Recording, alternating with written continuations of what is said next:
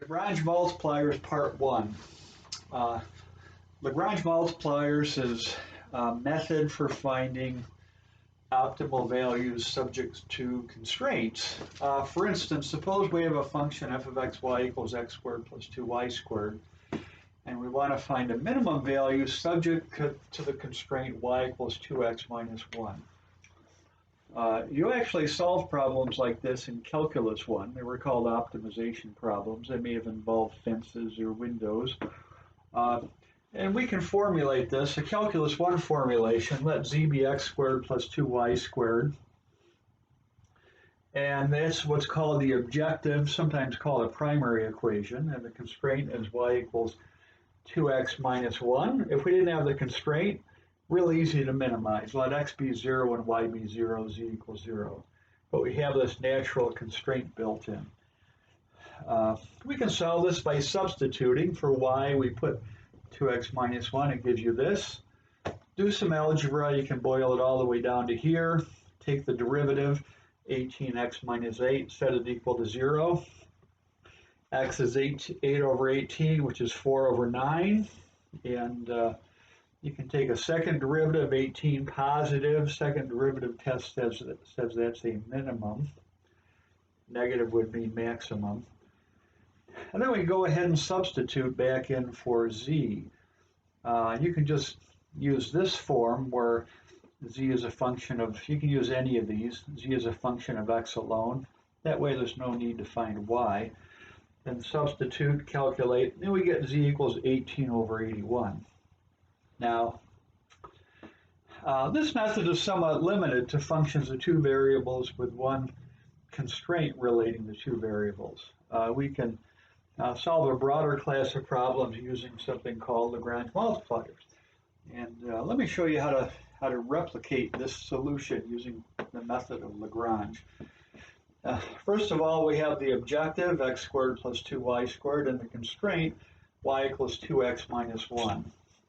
The first thing we want to do is rewrite the constraint so it's set equal to 0. So we'll do 2x minus 1 minus y equals 0.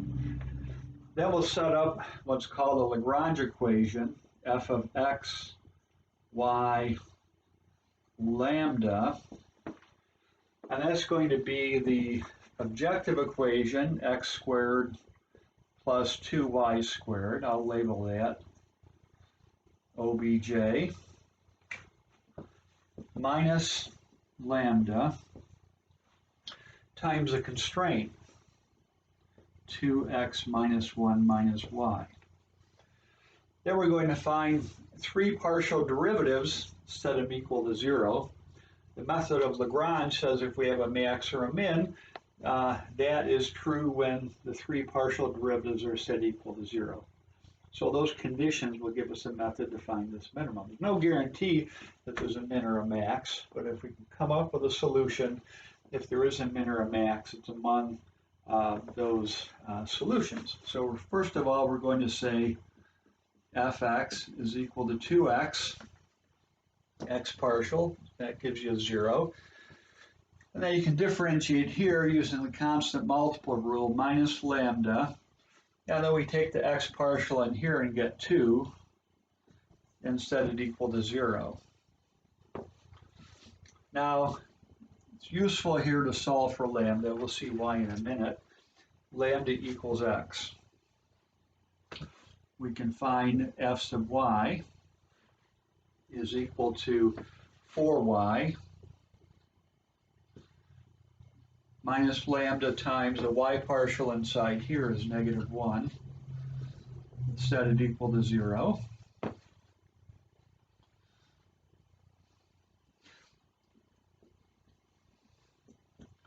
And we get lambda equals negative 4y. The reason why we do this, now you can eliminate lambda. And you can say x equals negative 4y. Lambda is a dummy variable. It actually has to do with the geometry of why this method works. We won't get into that right now. F sub lambda, that's 0. F sub lambda is going to be negative that is a constant coefficient of lambda. So we get negative 2x minus 1 minus y, set it equal to 0.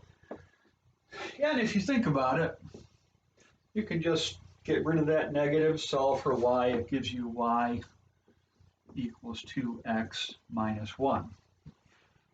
Our third equation is always just the constraint. So you can just copy the constraint down here if you want.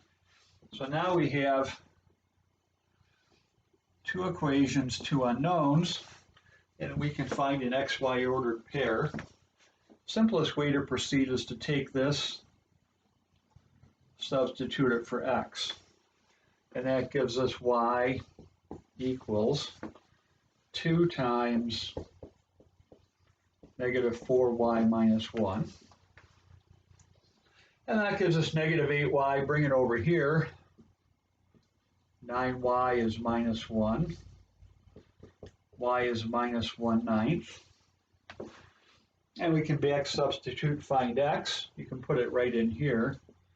X equals negative 4 times negative 1/9, which is 4/9. Surprise, surprise, that 4/9 is the same as that 4/9 right there.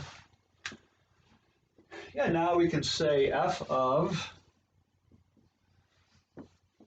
4/9 negative 1/9, 4/9 squared plus 2 times negative 1/9 squared.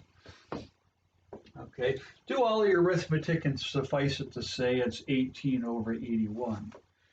And that 18 over 81 is that right there. Now the only question is, how do we know if this is a max or a min?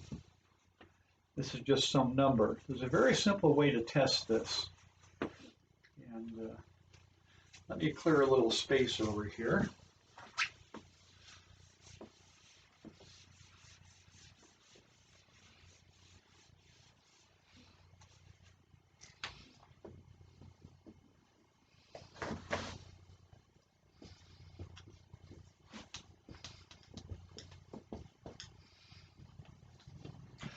We need to find an ordered pair that satisfies y equals 2x minus 1 that isn't this ordered pair over here, this xy ordered pair. I'll pick something simple.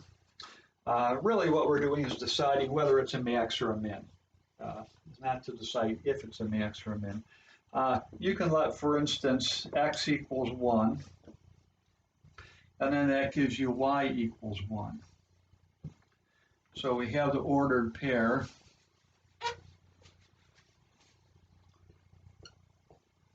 One satisfies the constraint.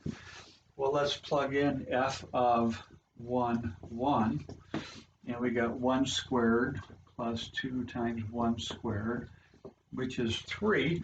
And how does 3 compare to 18 over 81?